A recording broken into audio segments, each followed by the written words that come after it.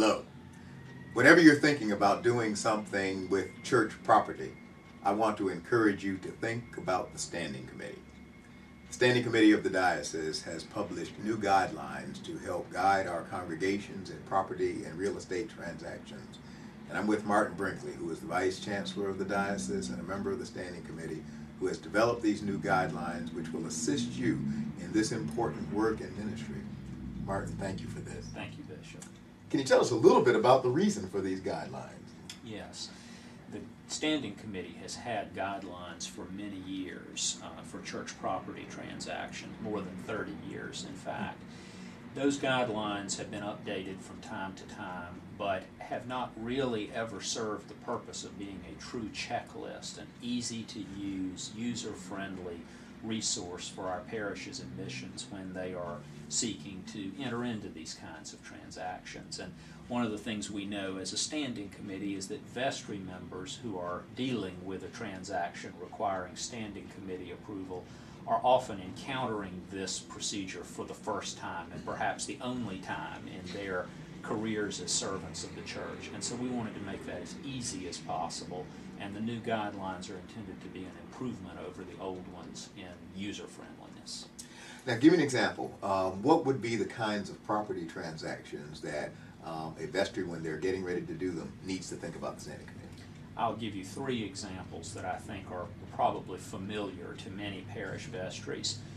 The first is where a vestry is considering taking on a capital campaign in order to build a new education facility or even a new church, but wants to borrow money from the bank in order to begin construction before the capital campaign is completed.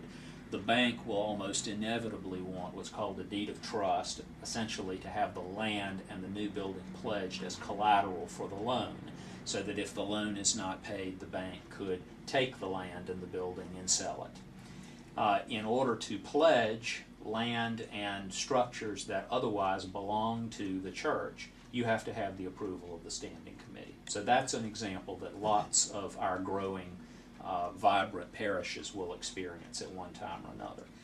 Another example is if a parishioner were to leave a piece of real property to a parish in his or her will and give that as a legacy to the church, but the church has no use for the land or the property and wants to sell it in order to realize cash that can then be diverted for church purposes.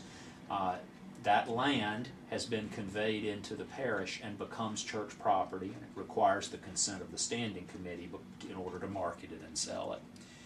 A last example that's relatively common is parishes or missions that undertake lines of credit with banks in order to finance themselves through periods of the year in which pledges may be a little bit slow coming in. The summer is the example that lots of us face. And so, similar to buying land or building a building, the bank will want collateral for that line of credit and may want an encumbrance on the church's property. The Standing Committee would have to approve that. So those are three examples that would be fairly common in my experience. So generally, this really does reflect kind of the theological or the ecclesiological principle that we are a connected church. We are interconnected and interrelated, that congregations are part of the wider diocese, we're part of the wider church, and so property is actually a tangible symbol of that reality. It does, and the constitution and canons of our church, both at the national level and the diocesan level, reflect the interest that the Episcopal Church and the Diocese of North Carolina has in each piece of church property that may be under the immediate control of a parish or a mission.